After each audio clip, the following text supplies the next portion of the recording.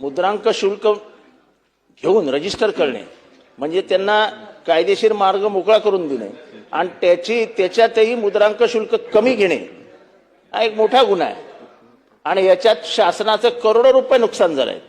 ह्याच्यात नावं उघड झाली आहेत, दलालांची नावं उघड झाली आहेत, आजपर्यंत त्यांच्यावर कुठलीही कारवाई झालेली नाही। या संपूर्ण ठाणे जिल्ह्यात मुद्रांक शुल्क जे ऑफिस आहे त्याची आपण पूर्ण चौकशी करून किती अनधिकृत बिल्डिंगवर त्यांनी मुद्रांक शुल्क घेतले आहेत आणि मुद्रांक शुल्काचं करून रजिस्ट्रेशन केलंय याची माहिती सरकार या सभागृहात देईल का आणि केलेल्या या रजिस्ट्रेशनचं घेतलेल्या मुद्रांक शुल्काचं आपण म्हणजे कायदेशीर रूपांतरित करून त्यांना ज्यांनी मुद्रांक शुल्क भरलंय त्यांना कायदेशीर काही मदत करणार का?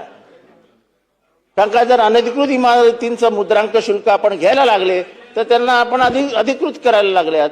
या कुठल्या घोटाळा कुठल्या पद्धतीचा ही मदत आहे? ह्याच्यामध्ये मोठे मोठे राजकारणी इन्व्हॉल्ड आहेत।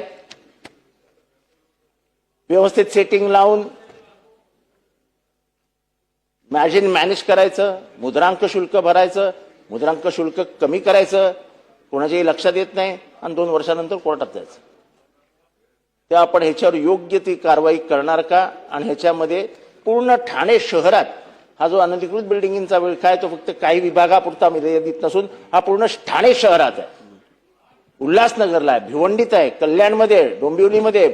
पण नवी मुंबईचा प्रकार धक्कादायक आहे, डोळे उघडणारा प्रकार आहे। 13 कोटी रुपये खाल्लेले आहेत। आपण ह्याच्यावर काय कारवाई करणार आणि पुढील आपल्या कारवाईचे म्हणजे सूत्र कशी हलणार आहे?